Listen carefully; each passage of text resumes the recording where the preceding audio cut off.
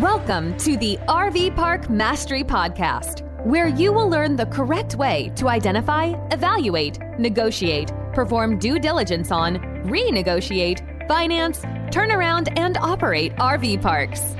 And now, here is your host, the fifth largest owner of RV and mobile home parks in the U.S., Frank Rolfe. Warren Buffett once said, without passion, you have no energy, and without energy, you have nothing. That was all fine and well for business, but with RV parks, there's a different starting spot, and that's making an offer. This is Frank Rolfe, the RV Park Mastery Podcast. We're going to be talking all about making offers on RV parks. Let's first understand the system. Here's how the system goes if you want to buy an RV park. You have to make an offer.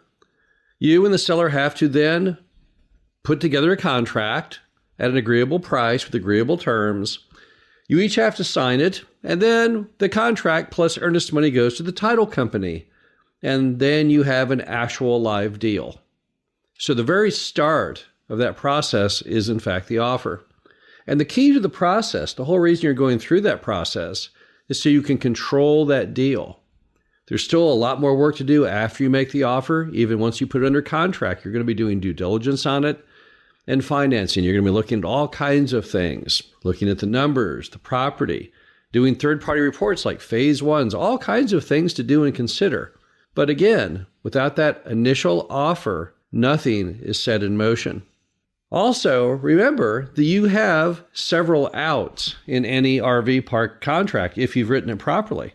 You only want to sign a contract that gives you the right to cancel at the end of a due diligence period. And again, if it's not going to be seller financed, there needs to be a financing contingency, again, giving you the ability to get out. Now, why is that important? Well, because many people get so wrapped up, so terrified of what would happen if the seller accepts the contract without acknowledging that accepting the contract is only the beginning of the process, and you still have one or two safety valves, ways to exit the deal if, in fact, you don't like it.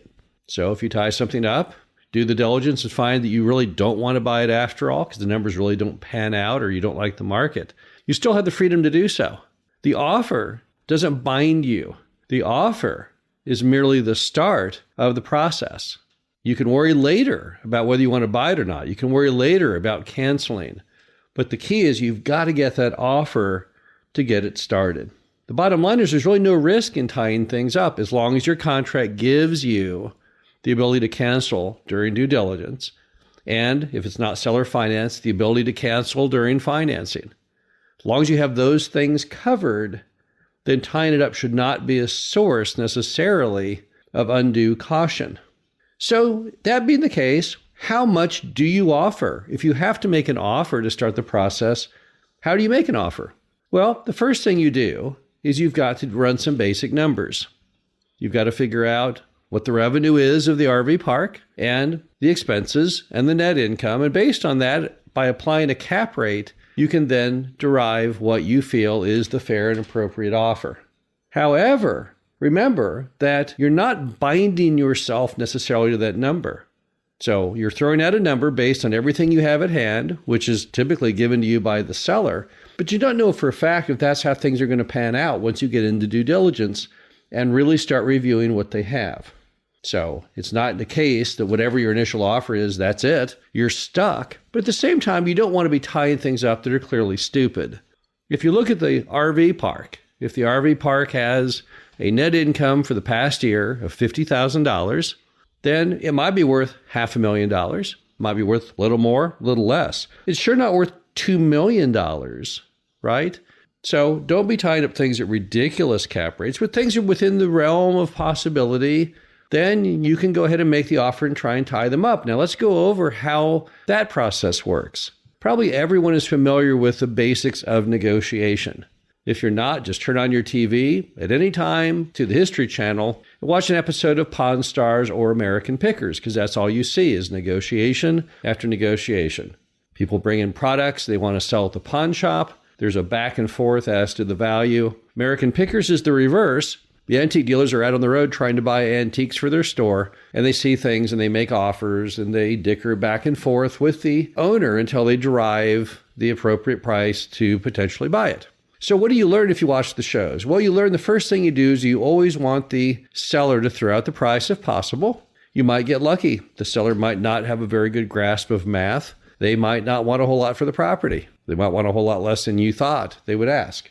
Next, you want to start low. If you have to throw out the price, and even if they throw out the price, you've got to counter at a very low price, because we all know that in negotiation, the seller's going to want to go up from your price.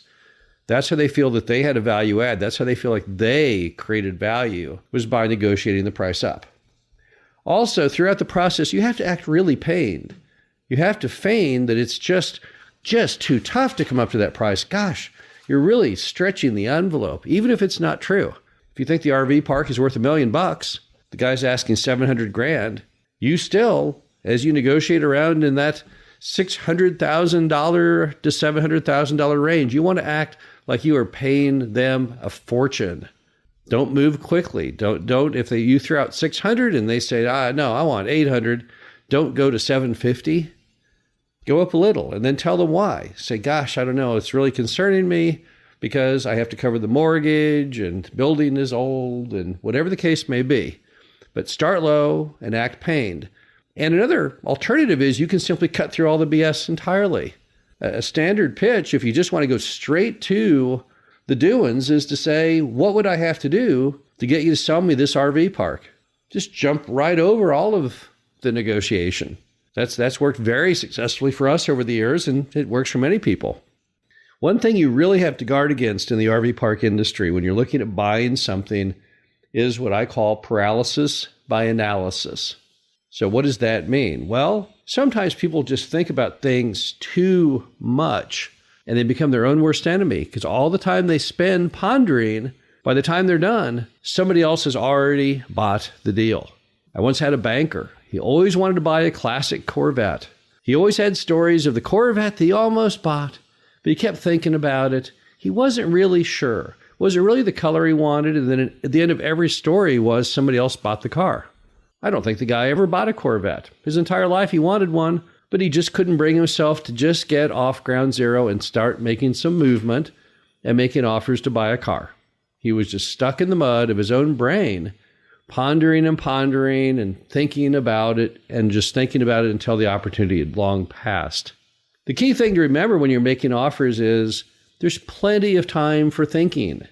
Don't do it on the front end. Remember, you're racing the clock on the front end.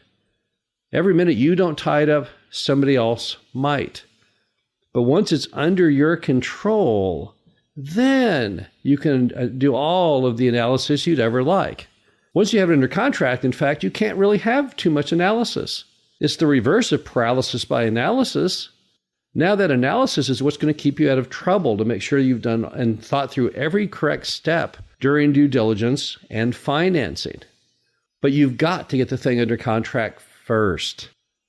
The key to it all is make lots of offers. That's probably the most important thing that any RV park investor can do to get really good deals. You'd want to be out there making offers constantly, because it's those offers that make things possible. Without those offers, there's no energy. There's nothing. You'll never succeed. You'll never buy a property unless you go out there and tell people, hey, I'm interested in your RV park. What do you think about this price? Or, hey, I want to buy your RV park. What would you want for it? Get those discussions started. Find out what the prices are. What's the worst that can happen? If they ask too much, you can't strike a deal. But good things happen when you start making offers. This is Frank Rolfe, the RV Park Mastery Podcast. Hope you enjoyed this. Talk to you again soon.